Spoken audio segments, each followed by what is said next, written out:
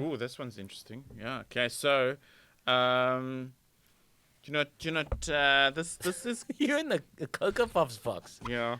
I mean, like, do you eat that much Coco-pops? No, not always. No, you rummage through your neighbor's bin. No, no. Is that what it is? What's my Coco-pops? Okay. You know, it's so Deeds is fishing for a sponsor, so if you're out there, Coco-pops. Coco-pops, um, this fact is so you know what hash is. So you mean cult is is as a drug, right? the cult might or might not be interweaved in this fact. Let's see your knowledge of history and stuff. And Okay.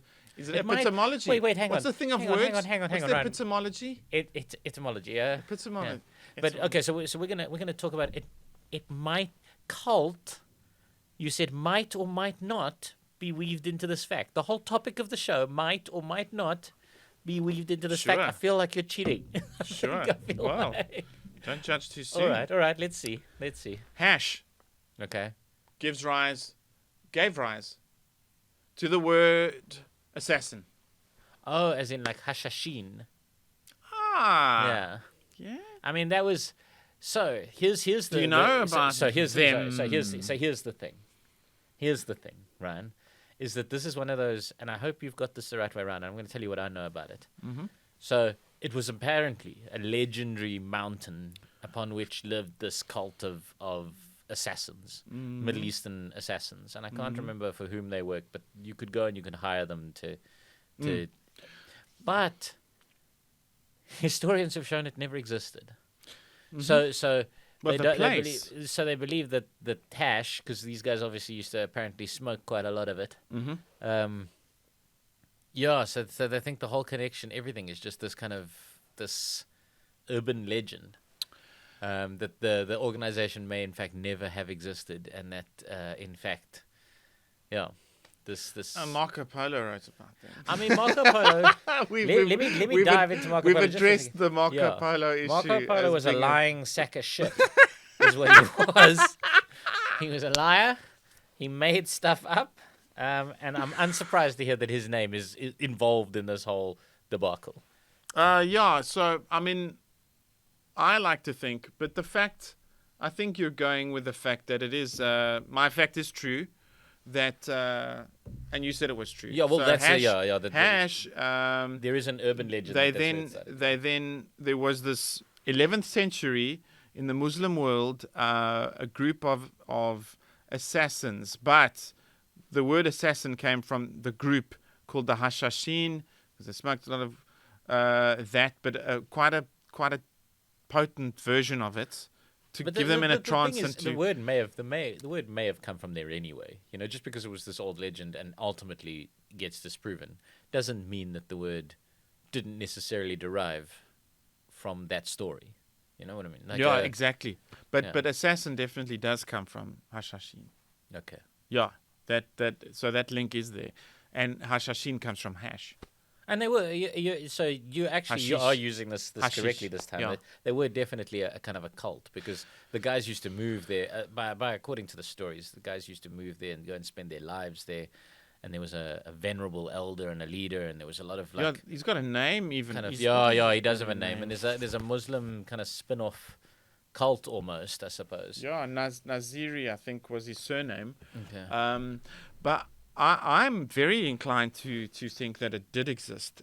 Maybe the place didn't exist, but it's covered in the book Secret Societies. But also, like, the guy's got a weird agenda. Like, he linked the Cosa Nostra's values back to the time when it was Islamic Emirati Sicily. Yeah. And what he's trying to suggest in with the Hashashin is that assassination vibe is the thread that goes all the way to groups like Al Qaeda who are in the same vicinity. But I think the thing is that that assassins existed in every single culture, right? Like there was a definite case for. There was a benefit to knocking off your political opponent quietly without going to war with them. Yeah. And I think Italy particularly was kind of rife with that sort of stuff.